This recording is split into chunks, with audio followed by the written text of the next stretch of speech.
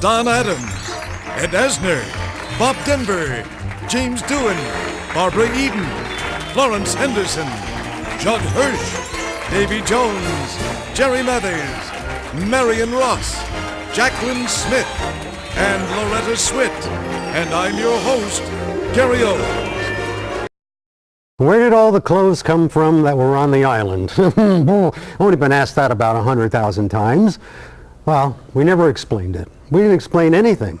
Actually, for the clothes and a few of the things that we used to get on the island, we sat down, I guess in the first year, and decided that maybe there'd be a freighter sunk off the island. We could dive down and get anything we wanted and bring it back to the island, and it would be explained. But all of us sitting around went, nah, let them wonder. And have they ever since they've been wondering. What was the wildest thing? There were so many crazy things, but one that I love is we're shooting about 5:30 in December at the lagoon. And believe me, Los Angeles gets cold. I don't care what they say. And nobody wanted to go in the lagoon. All 7 of us had to go in because we had this one shot where we were all swimming. And we all said to each other, we'll just keep putting it off, and then tomorrow around 11 or 12 when it's a little warmer, we all can go in the lagoon.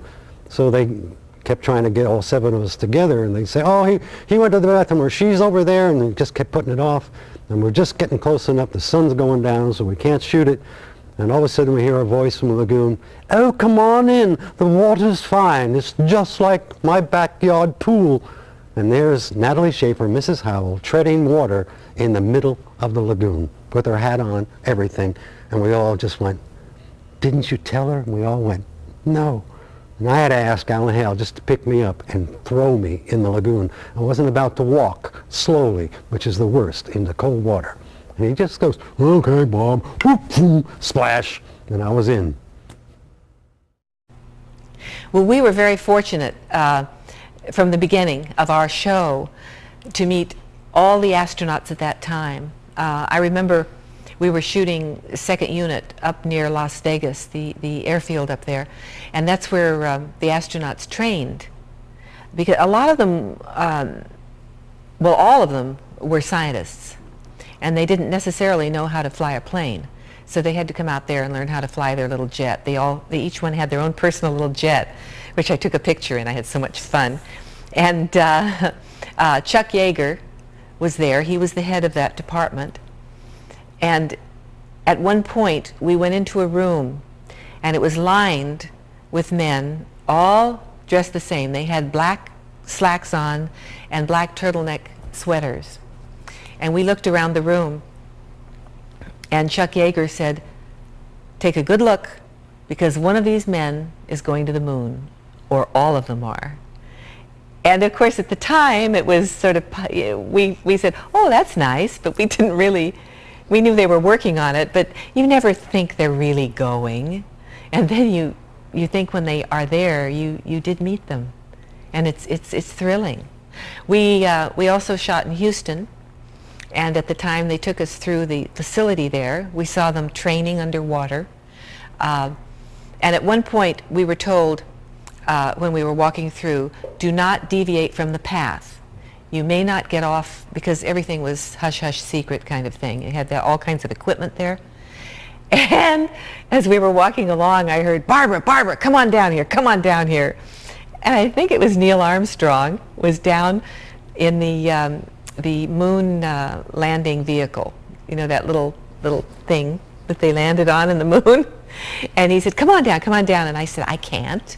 And our guide said, listen, if he says go down there, you can go down there. So I went down, and Sidney Sheldon went with me, and he let us get into the capsule and land on the moon. But I crashed. Why does everybody think that something really fantastic, exotic, and orgies and naked women? Well, naked women, yeah, so a lot of that up there. When he has, you know, a birthday, or it's a Valentine's Day or New Year's Eve, look into the camera, is that what you want me to do? Okay. New Year. Why am I here? On occasions like that, yes, they have a lot of pretty women who are without clothes. And if you like that sort of thing, then everybody wants to go up because they think something's going on. Nothing's going on. Well, nothing much. Hef is a great guy. He's a terrific guy. He's one of those rare things in civilization, an intelligent man who is happy. I enjoyed doing that because it was easy to do. You just go into a studio and you had a script and you did 4 or 5 shows, and I did Inspector Gadget for about 15 years.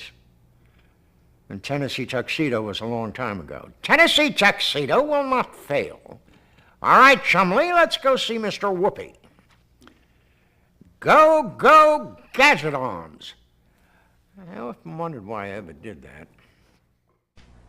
The auditions for the Monkees, you know, were quite unique. They advertised in the paper for 4 boys wanting to work hard, and you know, Ben Frank types, which was a restaurant on Sunset Boulevard. We all used to end up there at 2, 3 in the morning after being out, you know, in the clubs and this, that, the other.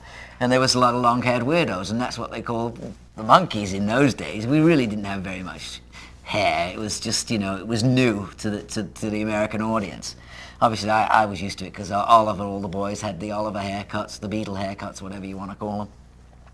The auditions were held in Hollywood, and auditions were held in I think most major cities around the world. Finally got to 450 boys that they put into different groups, and we had screen tests, and finally by the end of the day, Mickey, Mike, Peter and myself were put together, and we were the ones that were chosen to play the parts in the Monkees TV show. I think because Mike's from Texas, Mickey is in California, Peter's Connecticut, and I'm from England. So we had these 4 different personalities, 4 different sizes of guys, and you know, they wanted to put our heads in the sand, and if our feet were sticking out, you'd know who it was. And so it was quite interesting. In fact, the whole Monkee experience, you know, I could have written a book. Well, I have. Starting out with Lou as a comedic character and then switching to a more dramatic character was probably the hardest job I've ever had in my life. It has never been done before and will never be done again. Everybody involved thought it would be so easy switching from a half hour to an hour. It is it is the equivalent of night and day. 3-camera, half-hour comedy show done live with an audience, and a single-camera hour show done without an audience and with far fewer laughs. I went through holy hell. Nobody could really show me how to get out of that hell.